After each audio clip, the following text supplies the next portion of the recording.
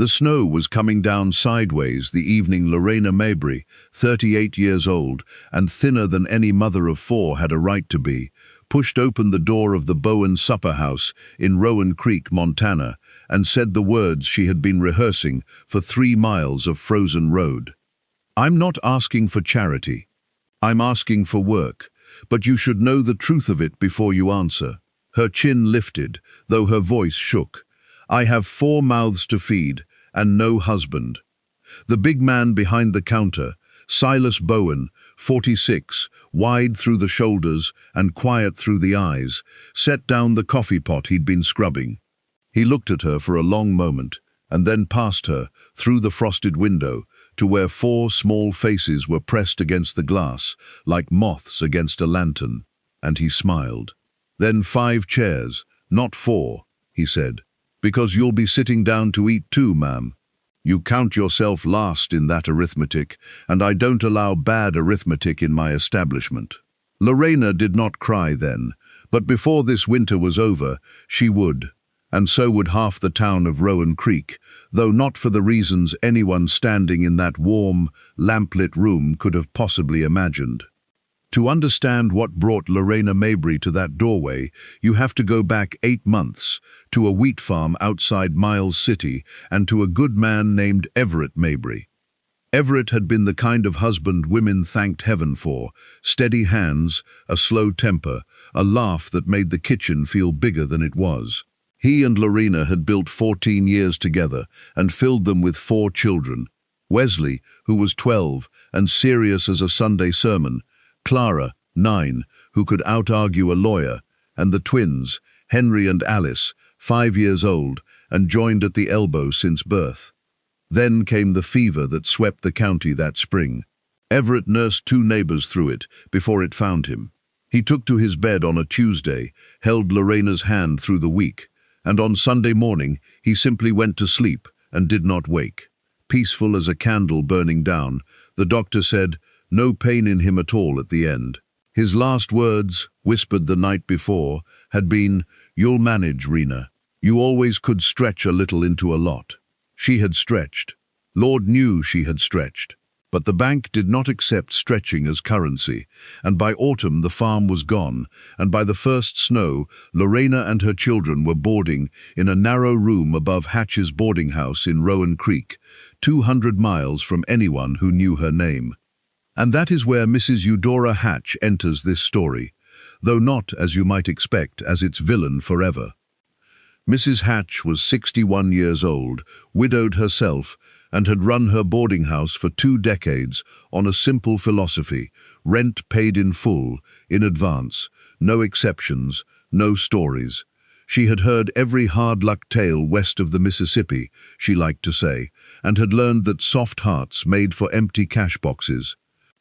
So when Lorena came up $3 short on the 2nd month's rent, having spent it, though she never said so, on cough syrup for Henry and a pair of second-hand boots for Wesley, whose toes had gone through his old ones, Mrs. Hatch stood at the top of the stairs with her arms folded and delivered the sentence. "You'll be out by Friday, Mrs. Mabry. I'm not running an orphan asylum." "They're not orphans," Lorena said quietly. "They have me. Then let you be enough somewhere else." Clara, 9 years old and listening through the door, as she always did, would remember those words her whole life. But what none of them could have known, not Clara, not Lorena, not even Mrs. Hatch herself, was that those cold words would turn out to be the strange, crooked doorway through which every good thing was about to arrive. Because it was Friday's eviction that sent Lorena walking through the snow. And it was the snow that sent her toward the only lit window on Main Street. And behind that window stood Silas Bowen. Silas had come to Rowan Creek 11 years earlier with a wagon, a cast-iron stove, and a grief he never talked about. Folks knew only the outline of it: a wife back in Ohio, Susanna, who had passed gently in her sleep after a long illness, and no children, though he'd wanted them the way dry ground wants rain. He had built the supper house with his own hands and fed the town ever since. Miners, ranch hands, the stagecoach passengers, the school teacher, anyone with $1 and an appetite. And, quietly, some folks without the dollar. That was the thing about Silas Bowen that Rowan Creek half knew and never said aloud. The man kept a table in the back corner, near the stove, and somehow the people who sat at it never seemed to receive a bill. He called it the settling table. "Accounts get settled in their own time," he'd say, and change the subject. The night Lorena walked in, he showed her and the children to that corner table, and while they ate, beef stew, biscuits, and the first butter the twins had tasted in a month, he leaned against the counter and did some arithmetic of his own. "I lost my dishwasher to the mines last week," he said, "and my biscuits, ma'am, I'll confess, are an insult to flour. You bake." "I baked for a farm crew of 8, every harvest, for 12 years. Then I figure I'm the one that's been rescued tonight," Silas said. "There's 2 rooms above this kitchen, warm as toast, sitting empty. Wages, board, and Sundays off. You'd be doing me the favor." Wesley, 12 and suspicious of the whole world since his father died, looked up from his stew with narrowed eyes. "Why?" the boy asked bluntly. "Nobody gives something for nothing, not anymore." The room went quiet. Lorena flushed, but Silas only pulled out a chair, turned it around, and sat down across from the boy, man to man. "You're right to ask," he said. "So here's my answer, and it's the truth. 11 years ago I came to this town with nothing but a stove and a sorrow. Somebody fed me anyway. I've been paying that supper back ever since, 1 plate at a time. Tonight it's your family's turn to be on the receiving end. Someday, maybe 30 years from now, it'll be your turn to be on the giving end. That's the whole arrangement, son. That's how the good in this world stays in circulation." Wesley held his gaze for a long moment. Then, slowly, the boy nodded, and something in his young shoulders, something that had been clenched tight since spring, finally came down an inch. "But if you think this story is simply about a warm kitchen and a kind man, hold on. Because the town of Rowan Creek had opinions about the widow who moved in above the supper house, and opinions, in a small town in 1887, could be colder than any Montana wind. It started, as these things do, with whispers. A widow, living under a bachelor's roof, never mind the separate rooms, never mind the 4 children, never mind that Lorena worked from before sunrise until after dark. Mrs. Hatch, still smarting from the sight of her former boarder thriving, was heard to remark at the Mercantile that some women land on their feet by aiming for a man's doorstep. The remark traveled the way remarks do. A few ladies began crossing the street. A few families stopped coming to the supper house on Sundays. Lorena noticed. Of course she noticed. And one February evening, after the children were asleep, she came downstairs with her carpet bag half packed in her mind and found Silas oiling the hinges of the front door. "I'm costing you customers," she said. "I hear what they're saying. Maybe it's best if I—" "Lorena." It was the first time he had used her Christian name, and he said it the way a man sets down something breakable. "Do you know why I oil these hinges every single week?" She shook her head. "Because a door that creaks makes people hesitate to come through it. And I never want anybody, not one soul, no matter what's chasing them, to hesitate at my door." He straightened up and looked at her. "That includes you. The talk of small minds is weather, ma'am. It blows through. But what's being built in that kitchen every morning, by you, with your own 2 hands, the whole town eats it, and one of these days the whole town is going to be ashamed of itself and grateful to you in the same breath. I'd bet the stove on it." He was right. He just didn't know yet how. Right, or that the proof would arrive in the shape of the very woman who had thrown Lorena into the snow. March came in mean that year.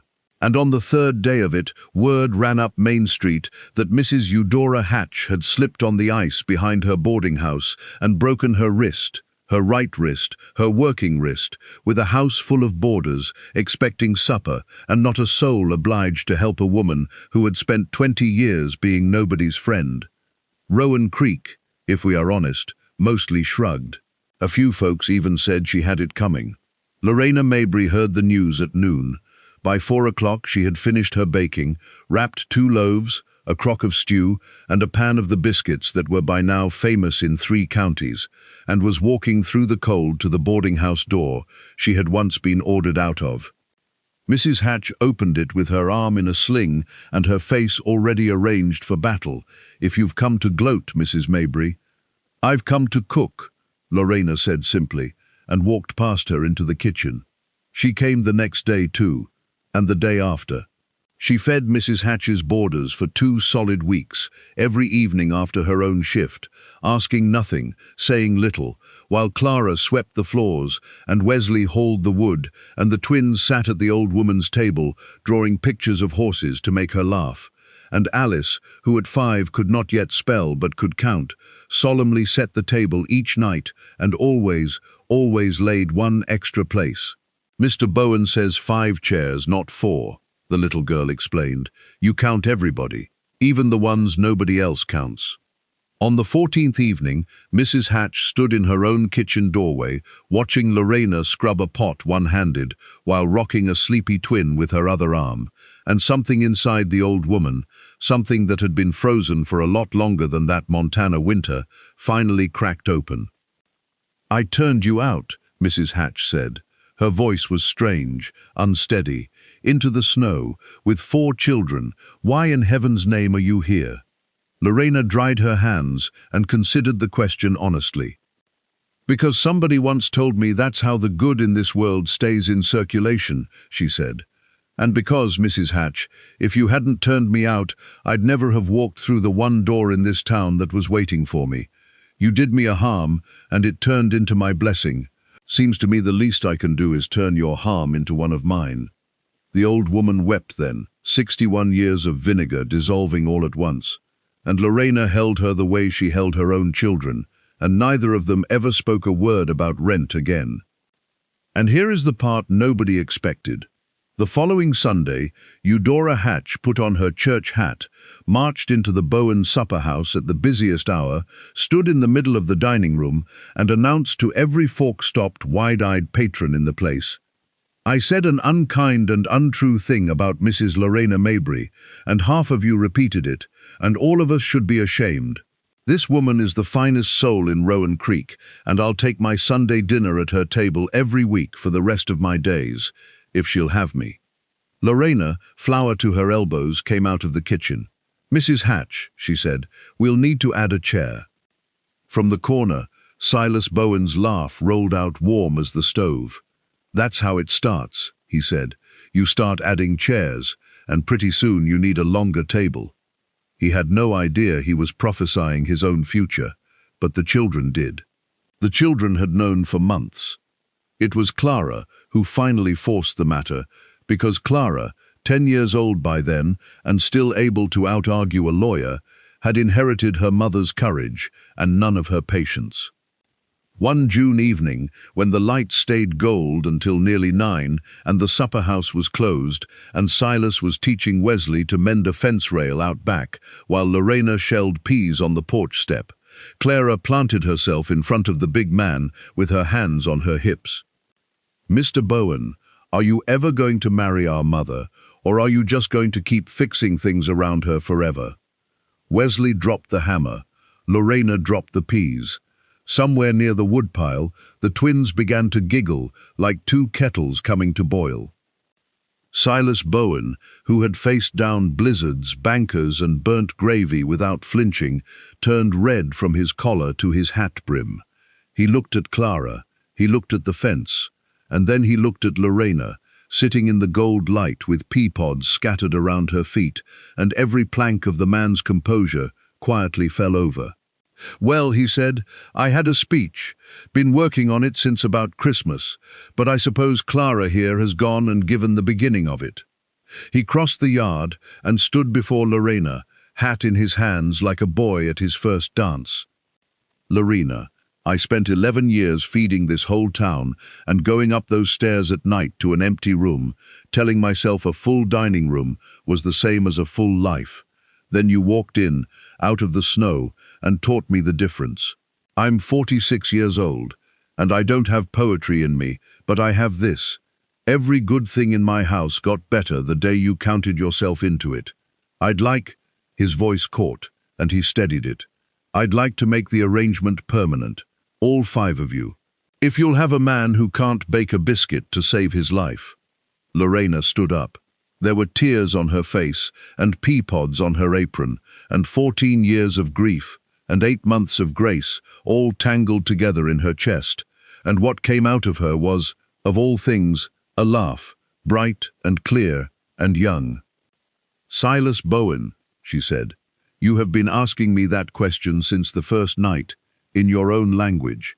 Every extra plate, every oiled hinge, every chair." She took his weathered hand in both of hers. "Yes, the answer has been yes since the snow." The twins cheered. Wesley grinned wider than he had since his father died.